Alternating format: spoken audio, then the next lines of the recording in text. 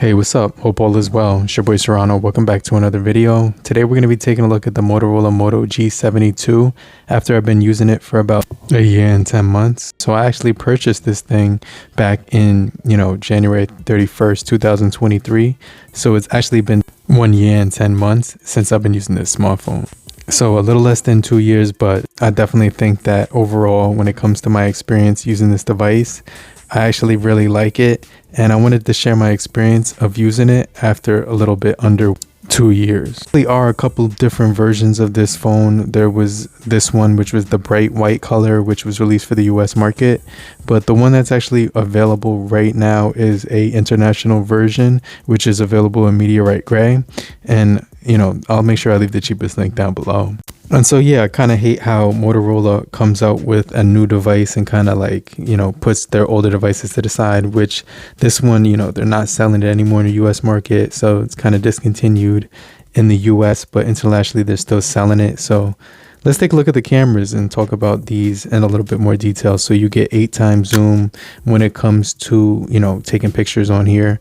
So, the colors are pretty accurate as well, and so you're gonna get a pretty decent shot every time you actually take some pictures with this thing. It gives you some pretty good details as well, and so it has some pretty decent exposure. Color accuracy is going to be on point.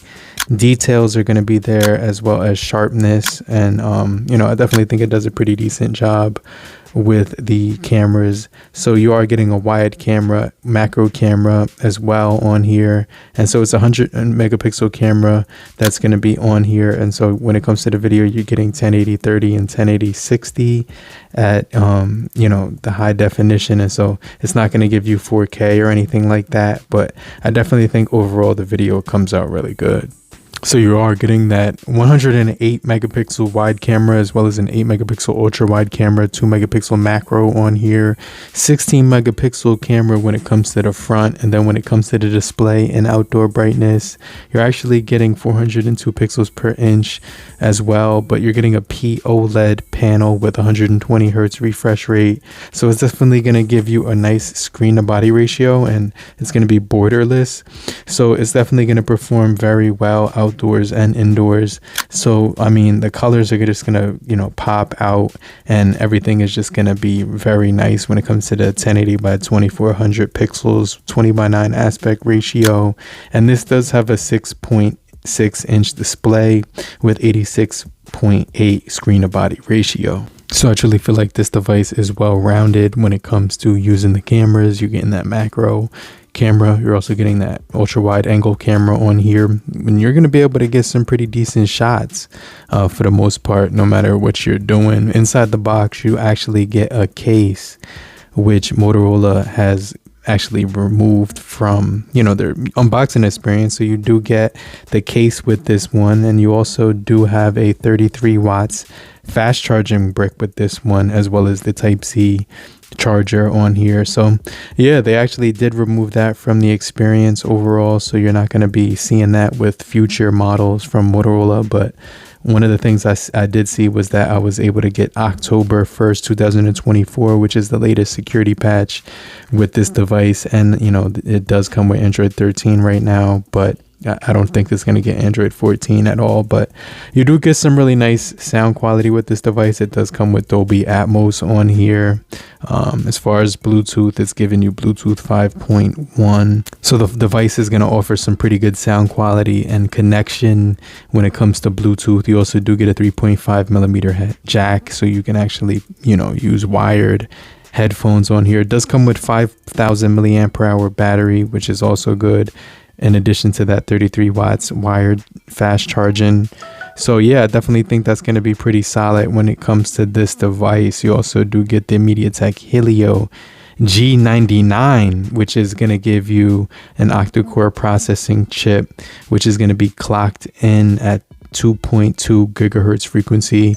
So it's going to be capable of running multitasking, split screen window. It does get super bright.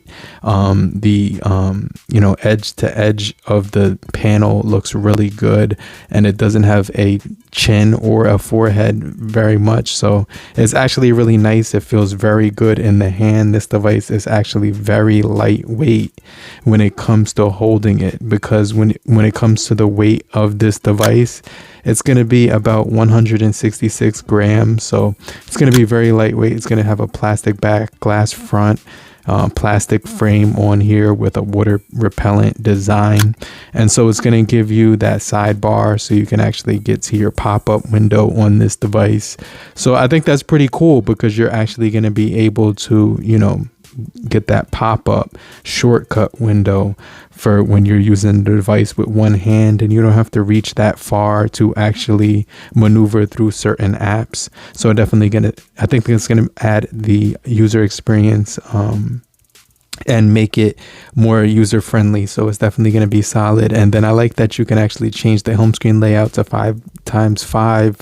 The gestures on here are endless, and so you get endless gestures to customize this device with the screenshots, you know, lifting the device, unlocking it, you know, turning off, you know, ringtones so you can actually get do not disturb. And you also do get several different options to customize it, so you actually do get your colors that you can choose from, the icon shapes as well. So, you know, customizing this device is gonna be a very fun, you know, way to mess with it. You also do get peek display, which is gonna allow you to check notifications without unlocking the screen. And so obviously this is going to have facial unlock as well as an in-display fingerprint sensor on the front. And so after a year and 10 months using the Motorola G72, my final thoughts is that this device is definitely really good. It has a beautiful P OLED display, which gets extremely bright in any environment. You also do get stereo speakers on here, 3.5mm